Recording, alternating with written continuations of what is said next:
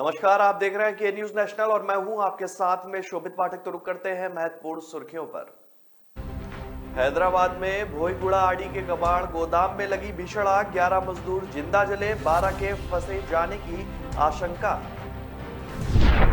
Ukraine का दावा, युद्ध में अब तक रूस के 15,300 सैनिक मारे गए, 509 रूसी टैंक हुए तबाह।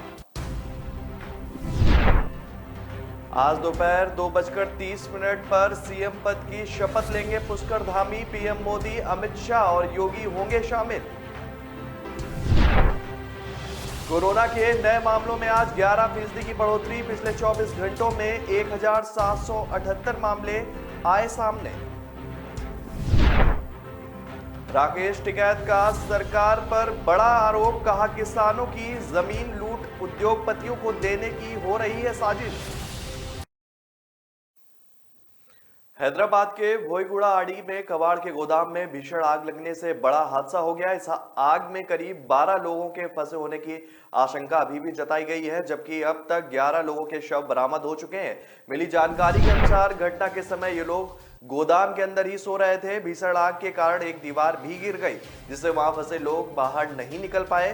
फिलहाल एक व्यक्ति को बचा लिया गया है, उन्हें इलाज के लिए अस्पताल में भर्ती कराया गया है। वहीं मौके पर दमकल की करीब 8 गाड़ियां आग बुझाने पहुंची हैं। दमकल विभाग के अधिकारी के मुताबिक अब तक 11 शव बरामद किए जा चुके हैं। उन्होंने कहा कि आग इतनी भयंकर लगी थी कि इस पर पूरी तरह काबू पाने में समय लग गया। हालांकि आग को बुझा दिया गया है। बताया जा रहा है कि कबाड़ के गोदाम में काम करने वाले सभी मजदूर बिहार के रहने वाले थे। पुलिस ने बताया है कि उन्हें इस घटना की जानकारी सुबह 3 बजे मिली। उन्होंने कहा कि इस गोदाम के पहली मंजिल पर 12 मजदूर सो रहे थे। अचानक ग्राउंड फ्लोर पर आग लग गई और सो रहे लोगों के बाहर निकलने का एकमात्र भूतल का रास्ता बंद हो गया। फिलहाल 11 लोगों का शव बरामद किया गया है और पुलिस के अनुसार दुर्घटना में घायल हुए लोगों को अस्पताल पहुंचाया गया है। पुलिस ने बताया है कि गोदाम में फाइबर केबलों में आग लग गई थी, जिसके कारण घना धुआं फैल गया। गोदाम में उस वक्त खाली शराब की बोतलें और कागज, प्लास्टिक और अन्य केबल भी रखे हुए थे, जिनमें आग लग गई। रूस और यूक्रेन के बीच घमासान युद्ध जारी है और इस बीच यूक्रेन ने दावा किया है कि युद्ध में अब तक रूस के 15,300 सैनिक मारे जा चुके हैं। यूक्रेनी विदेश मंत्रालय ने ट्वीट कर यह जानकारी दी है। विदेश मंत्रालय ने दावा किया है कि कुल 99 एयरक्राफ्ट, 123 हेलीकॉप्टर, 509 टैंक और 24 यूएवी, 15 स्पेशल इक्विपमेंट और 1000 वाहन, 45 एंटी एयरक्राफ्ट फायरवेयर सिस्टम और 1556 अलग अलग आर्म्ड व्हीकल रूसी बलों द्वारा नष्ट किए जा चुके हैं। यूक्रेनी विदेश मंत्रालय लगातार इस तरह के ट्वीट कर जंग में यूक्रेनी बलों द्वारा रूस को पहुंचाए गए नुकसान की जानकारी देता है। हालांकि आधिकारिक तौर पर इस डेटा की पुष्टि करने का कोई और तरीका फिलहाल नहीं है और यूक्रेनी पक्ष के नुकसान का डाटा भी स्पष्ट नहीं है। इससे पहले यूक्रेन के राष्ट्रपति जेलेंस्की ने सोमवार देर रात अपने रूसी समकक्ष व्लादिमीर पुतिन के साथ सीधी शांति वार्ता की पेशकश को दोहराया था। जेलेंस्की ने स्थानीय मीडिया से कहा था कि वह लगभग 1 महीने पुराने युद्ध, जिसने कि कई यूक्रेनी शहरों को तबाह कर दिया है, सप्ताह इसको समाप्त करने के लिए पुतिन से मिलकर किसी भी प्रारूप में चर्चा के लिए तैयार हैं। और इस बीच संयुक्त राष्ट्र की शरणार्थी एजेंसी का कहना है कि यूक्रेन पर रूस के हमले से अब तक 35 लाख से ज्यादा लोग देश छोड़ चुके हैं। गौरतलब है कि दूसरे विश्व युद्ध के बाद शरणार्थियों की संख्या सहित विभिन्न मायनों में यह यूरोप के लिए सबसे बड़ा शरणार्थी संकट है।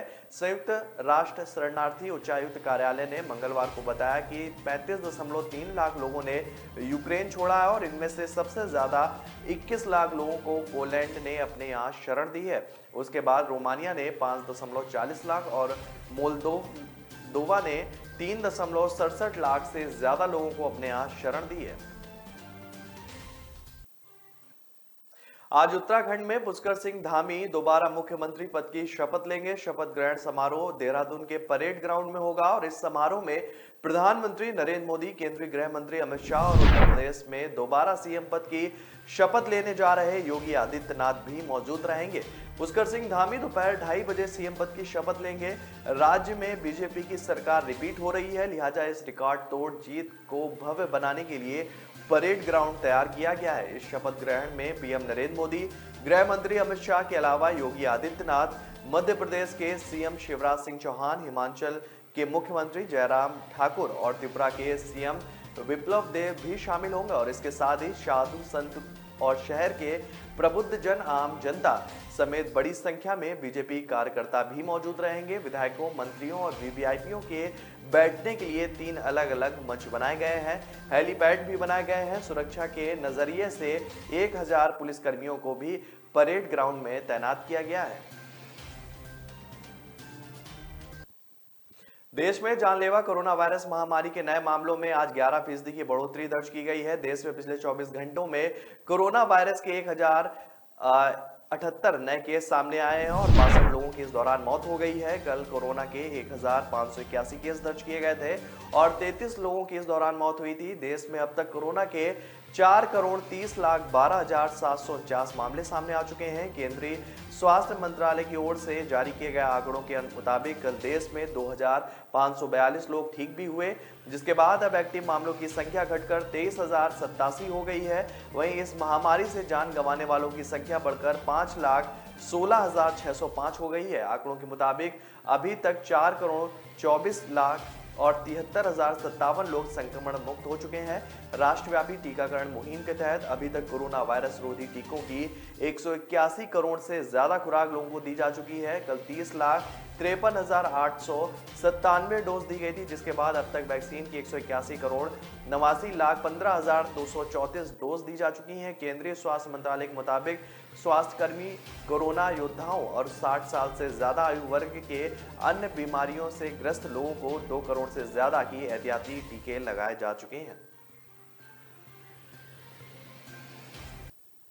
किसान नेता राकेश टिकैत ने आज आरोप लगाया है कि किसानों की जमीन लूटने की पूरे देश में साजिश चल रही है। मंगलवार को नेतरहाट के टुटुकापई में प्रस्तावित फील्ड फायरिंग रेंज को रद्द करने की मांग को लेकर आयोजित 2 दिवसीय विरोध प्रदर्शन के प्रारंभ के अवसर पर यहां टिकैत ने आरोप लगाया।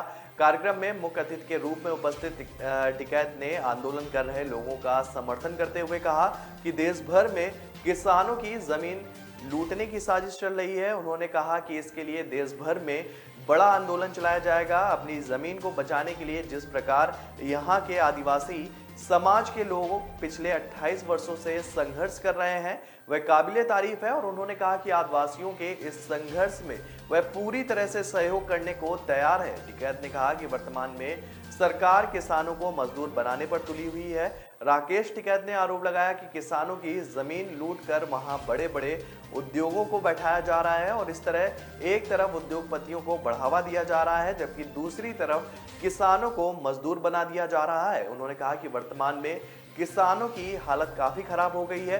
किसानों की फसलों की कीमत देने के लिए सरकार तैयार नहीं है, परंतु किसानों की जमीन औने पौने दाम पर रात के अंधेरे में भी खरीदी व बेची जा रही है। उन्होंने घोषणा की कि इस किसान विरोधी नीति के खिलाफ देश भर के किसान एक साथ समस्त देश भर में वैचारिक आंदोलन चलाएंगे, जो किसान आंदोलन से भी बड़ा होगा। और इस कार्यक्रम के विशिष्ट अतिथि विधायक विनोद सिन्हा ने कहा कि आदिवासियों की जमीन लूटने की सरकार की मंशा को किसी भी सूरत में सफल नहीं होने दिया जाएगा। उन्होंने कहा कि सरकार एक तरफ पूरे इलाके को इको सेंसिटिव जोन करार देते हुए यहाँ के लोगों को विस्थापित करने की बात कहती है, वहीं दूसरी ओर यहाँ सेना के युद्धाभ्यास के लिए फील्ड फायरिंग रेंज की स्थापना की बात कहती है।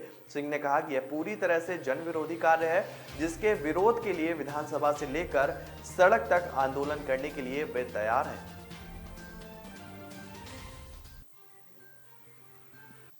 तो ब्रेक पर जाने से पहले रुक करते हैं महत्वपूर्ण सुर्खियों पर। हैदराबाद में भोईगुड़ा आड़ी के कबाड़ गोदाम में लगी भीषण आग, 11 मजदूर जिंदा जले, 12 के फंसे जाने की आशंका। यूक्रेन का दावा, युद्ध में अब तक रूस के 15,300 सैनिक मारे गए, 509 रूसी टैंक हुए तबाह। आज दोपहर 2:30 पर सीएम पद की शपथ लेंगे पुष्कर धामी। पीएम मोदी, अमित शाह और योगी होंगे शामिल। कोरोना के नए मामलों में आज 11% की बढ़ोतरी, पिछले 24 घंटों में 1,778 मामले आए सामने। राकेश टिकैत का सरकार पर बड़ा आरोप, कहा किसानों की जमीन लूट उद्योगपतियों को देने की हो रही है साजिश। न ऐश का न द्वेष का, यह दंगल है देश का। सुलगती समस्याओं के जुलसते सवालों का होगा दंगल देश का। प्रशासन के प्रश्नों को लेकर होगा दंगल देश का।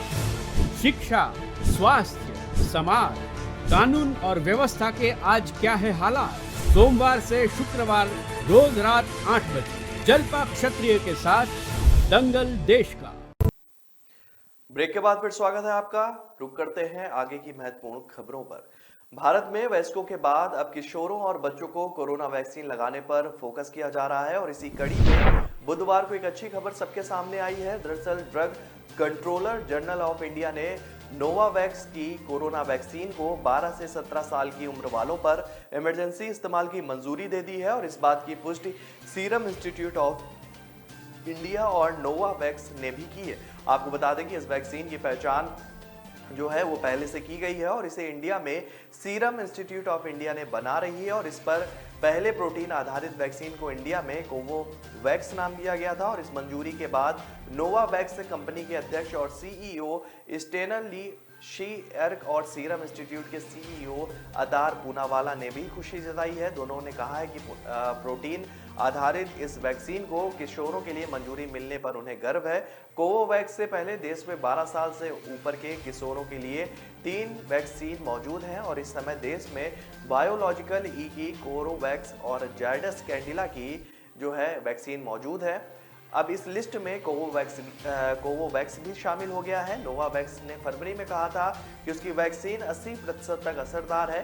इंडिया में इस टीके का ट्रायल 12 से 17 साल के 2247 बच्चों पर किया गया था और इस दौरान पॉजिटिव रिस्पांस मिला था। कोवोवैक्स को पिछले साल दिसंबर में 18 साल से ऊपर के लोगों के लिए अप्रूवल मिला था और इस वैक्सीन को हाल ही में विश्व स्वास्थ्य संगठन ने भी इमरजेंसी इस्तेमाल की मंजूरी दे दी है। हालिया विधानसभा चुनाव में हुई करारी हार के बाद कांग्रेस ने समय रहते गुजरात और हिमाचल विधानसभा चुनाव के लिए रणनीति बनानी शुरू कर दी है। राहुल गांधी ने गुजरात तो सोनिया गांधी ने हिमाचल कांग्रेस के नेताओं के साथ मुलाकात की है। इन दोनों राज्यों में कांग्रेस के सामने बीजेपी को सत्ता से हटाने की चुनौती तो है ही, लेकिन अब उनके रास्ते में आम आदमी पार्टी का भी रोड़ा आ गया है। सोनिया गांधी ने सामने हिमाचल कांग्रेस के नेताओं ने आम आदमी पार्टी की चुनौती का जिक्र किया और दूसरी तरफ मिशन गुजरात के लिए कांग्रेस और प्रशांत किशोर के साथ आने की चर्चा की है। गुजरात में 27 सालों से सत्ता से बाहर कांग्रेस पार्टी पिछले विधानसभा चुनाव में बीजेपी को कड़ी टक्कर देने के बावजूद चूक गई थी। मंगलवार को राहुल गांधी से मुलाकात करने के बाद प्रभारी रघु शर्मा का दावा है कि साल के अंत में होने जा रहे गुजरात विधानसभा चुनाव में कांग्रेस 125 सीटें जीतेगी और इसके लिए कांग्रेस ने अभियान तेज कर दिया है। बीते दिनों द्वारका में चिंतन शिविर के बाद अब कांग्रेस 6 अप्रैल से गुजरात से दिल्ली तक एक पदयात्रा निकालने जा रही है। राहुल गांधी अहमदाबाद में इस पदयात्रा को हरी झंडी दिखा सकते हैं। गुजरात चुनाव को लेकर कांग्रेस की चुनाव रणनीतिकार प्रशांत किशोर से भी बात चल रही है। हालांकि इसको लेकर सवाल पूछे जाने पर कांग्रेस के प्रदेश प्रभारी ने कुछ भी टिप्पणी करने से बचने की कोशिश की और नो कमेंट कहकर चलते बने। पश्चिम बंगाल के राज्यपाल जगदीप धनखड़ ने बीरभूम जिले में टीएमसी नेता की हत्या के बाद 8 लोगों को जिंदा जलाने की घटना पर दुख व्यक्त किया है। उन्होंने राज्य की ममता बनर्जी सरकार पर हमला तंज भी कसा है और राज्यपाल जगदीप धनखड़ ने अपना एक वीडियो भी ट्वीट करके उन्होंने लिखा है कि भयानक हिंसा और आगजनी की घटना संकेत दे रही है कि राज्य हिंसा की संस्कृति और जंगल राज के हवाले है। उन्होंने आगे लिखा कि अब तक 8 लोगों की हत्या हो चुकी है। मेरी संवेदनाएं पीड़ित परिवारों के साथ है। जगदीप धनखड़ ने बताया कि उन्होंने इस मामले को लेकर चीफ सेक्रेटरी से रिपोर्ट तलब भी की है। वहीं ममता बनर्जी सरकार ने इस घटना की जांच के लिए एक कमेटी का गठन किया है। साथ ही केंद्रीय गृह मंत्री अमित शाह ने भी कहा है कि वह 42 घंटों में बीरभूम की घटना की रिपोर्ट राज्य सरकार से मांगेंगे। इसके बाद एक टीम कानून व्यवस्था की स्थिति की समीक्षा करने के लिए वहां जाएगी। राज्यपाल जगदीप धनखड़ के इस बयान पर सरकार की ओर से कोई भी प्रतिक्रिया नहीं आई है। गौरतलब है कि बंगाल के बीरभूम में रामपुर हाट में सोमवार देर रात बम कर पंचायत नेता भादु शेख की हत्या कर दी गई और जानकारी के अनुसार शेख स्टेट हाईवे 50 पर जा रहे थे, तभी अज्ञात लोगों ने उन पर बम फेंक दिया, जिससे वे गंभीर रूप से घायल हो गए। इसके बाद उन्हें रामपुर हाट के मेडिकल कॉलेज ले जाया गया, जहां डॉक्टरों ने उन्हें मृत घोषित कर दिया। दिल्ली विधानसभा का बजट सत्र बुधवार से शुरू हो गया है और उपराज्यपाल अनिल बैजल के अभिभाषण से सत्र की शुरुआत हुई। 29 अप्रैल तक चलने वाले बजट सत्र की शुरुआत में दिल्ली सरकार आर्थिक समीक्षा पेश करेगी। वहीं 26 मार्च को बजट पेश किया जाएगा। सूत्र बताते हैं कि कोविड काल में बेशक दिल्ली सरकार का राजस्व कम हुआ है, लेकिन आम लोगों की सहूलियत के लिए चल रही मुफ्त योजनाएं जारी रहेंगी। वहीं शिक्षा व स्वास्थ्य सेक्टर का आवंटन कम नहीं होगा। इसके साथ ई वाहन नीति को भी रफ्तार देने की सरकार की कोशिश होगी। दिल्ली सरकार के अधिकारियों का कहना है कि कोविड की वजह से आई दिक्कतों का सामना करने के लिए सरकार का जोर आर्थिक सुधारों पर रहेगा। सरकार की कोशिश होगी कि अतिरिक्त आय का सृजन किया जा सके।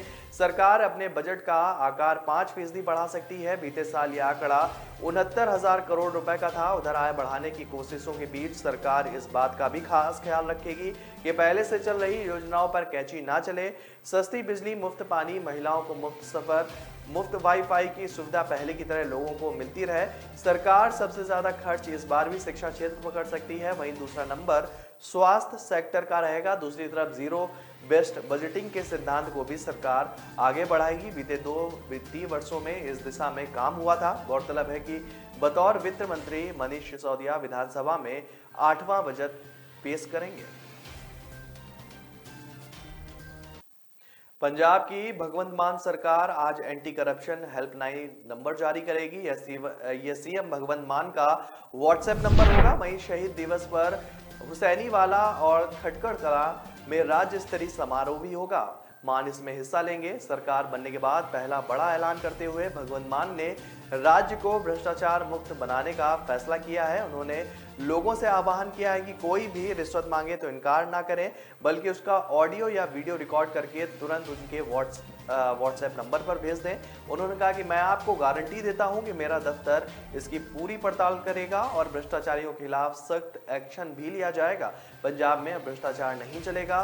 भगवंत मान ने दिल्ली की अरविंद केजरीवाल सरकार का उल्लेख करते हुए कहा कि दिल्ली में आपकी सरकार बनने पर केजरीवाल ने भी इसी तरह की मुहिम शुरू की थी, जिसे भरपूर समर्थन मिला था और दिल्ली में भ्रष्टाचार बिल्कुल खत्म हो गया है। मुख्यमंत्री ने कहा कि वह किसी अधिकारी या कर्मचारी को धमकी नहीं दे रहे हैं, क्योंकि 99% मुलाजिम बहुत ईमानदार हैं और अपना काम ईमानदारी से करते हैं। केवल 1% लोग ऐसे हैं जो गलत और बेईमान हैं और जिनके कारण पंजाब जो है वो गंदा हो रहा है। ऐसा 1% अधिकारियों और कर्मचारियों के कारण ईमानदार मुलाजिमों की बदनामी नहीं होनी चाहिए। वह सभी ईमानदार अधिकारियों और कर्मचारियों के साथ खड़े हुए हैं। तो ब्रेक पर जाने से पहले रुक करते हैं महत्वपूर्ण सुर्खियों पर। हैदराबाद में भोईगुड़ा आड़ी के कबाड़ गोदाम में लगी भीषण आग, 11 मजदूर जिंदा जले, 12 के फंसे जाने की आशंका। यूक्रेन का दावा, युद्ध में अब तक रूस के 15,300 सैनिक मारे गए, 509 रूसी टैंक हुए तबाह। आज दोपहर 2:30 पर सीएम पद की शपथ लेंगे पुष्कर धामी। पीएम मोदी, अमित शाह और योगी होंगे शामिल। कोरोना के नए मामलों में आज 11% की बढ़ोतरी। पिछले 24 घंटों में 1,778 मामले आए सामने। राकेश टिकैत का सरकार पर बड़ा आरोप, कहा किसानों की जमीन लूट उद्योगपतियों को देने की हो रही है साजिश। न ऐश का न द्वेष का, यह दंगल है देश का। सुलगती समस्याओं के जुलसते सवालों का होगा दंगल देश का। प्रशासन के प्रश्नों को लेकर होगा दंगल देश का। शिक्षा, स्वास्थ्य, समाज, कानून और व्यवस्था के आज क्या है हालात। सोमवार से शुक्रवार रोज रात 8 बजे जलपा क्षत्रिय के साथ दंगल देश का। ब्रेक के बाद फिर स्वागत है आपका। रुक करते हैं आगे की महत्वपूर्ण खबरों पर।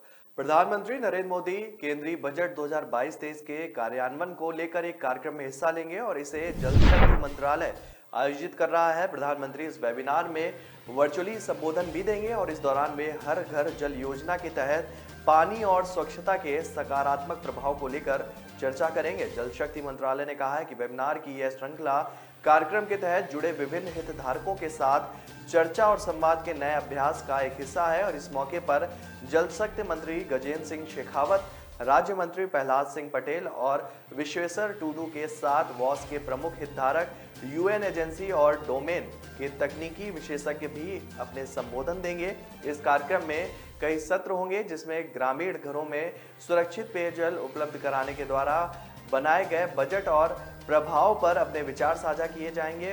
विशेषज्ञों के अलावा इसमें हितधारक को प्रशिक्षित करने के लिए जल जीवन मिशन द्वारा पैनल में शामिल प्रमुख संसाधन केंद्रों के लोग जल जीवन मिशन के कार्यान्वयन में सुधार के लिए अपने सुझाव भी देंगे।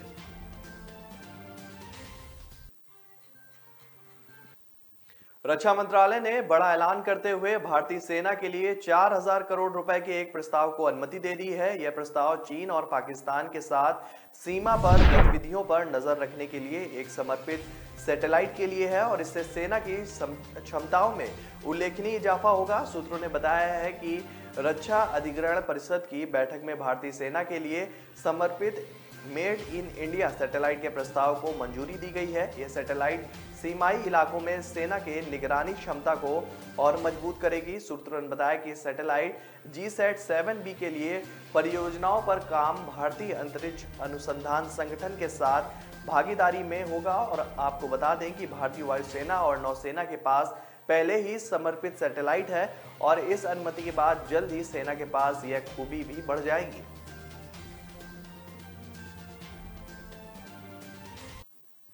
रूस और यूक्रेन के बीच चल रहे युद्ध के दौरान जहां एक तरफ यूक्रेन की सेना और आम नागरिकों की बहादुरी ने पूरी दुनिया का दिल जीता है, वहीं दूसरी तरफ कुछ ऐसे भी लोग हैं जो इस मुसीबत की घड़ी में भी गलत काम करने से बाज नहीं आ रहे। एक ऐसा ही मामला हंगरी बॉर्डर पर सामने आया है। यहाँ यूक्रेन के एक पूर्व सांसद की पत्नी को गलत तरीके से करोड़ों रुपए सूटकेस में ले जाते हुए पकड़ा गया है। मीडिया रिपोर्ट्स के मुताबिक यूक्रेन के एक पूर्व सांसद की पत्नी, जिसकी पत्नी का नाम जो कोत्वी सकी है, और वह कुछ दिनों पहले एक सूटकेस में डॉलर और यूरो भरकर ले जा रही थी। वह इन रुपयों को लेकर देश से बाहर निकलना चाह रही थी, लेकिन हंगरी बॉर्डर पर सुरक्षा कर्मियों ने जब शक होने पर उन्हें रोककर सूटकेस की तलाशी ली तो सब हैरान हो गए। सूटकेस में करीब 2.8 लाख करोड़ डॉलर जो है 13 लाख यूरो कैश रखा हुआ था। आपको बता दें कि वह जकरपट्टिया प्रशांत से होते हुए हंगरी में घुसना चाह रही थी। एक तरफ जहां करोड़ों रुपए लेकर देश से भागने के दौरान वो कोशिश करती हुई पकड़ी गई, वहीं लाखों लोग ऐसे भी हैं जो अपना सब कुछ छोड़कर यूक्रेन से बाहर और दूसरे देशों में जाने को मजबूर हो गए और वहां शरणार्थियों की जिंदगी जीने को मजबूर हैं। यूक्रेन से करीब 30 लाख लोग अब तक पलायन भी कर चुके हैं। पड़ोसी देश पाकिस्तान में घटनाक्रम तेजी से बदल रहा है। इमरान की अपनी पार्टी पाकिस्तान तहरीक-ए-इंसाफ के 24 सांसदों की बगावत के बाद सरकार अल्पमत में आ गई है। इमरान पर इस्तीफे का दबाव लगातार बढ़ता जा रहा है और सेना ने भी इमरान को कुर्सी छोड़ने का इशारा कर दिया है, लेकिन इमरान अड़े हुए हैं। अब निगाहें इस बात पर टिकी है कि इमरान खुद इस्तीफा देते हैं या सेना जबरन उन्हें गद्दी से उतार देती है, और अगर इमरान को हटाया जाता है तो उनकी जगह नए प्रधानमंत्री के रूप में कौन पद संभालेगा, या फिर पाकिस्तान पर सेना का राज होगा।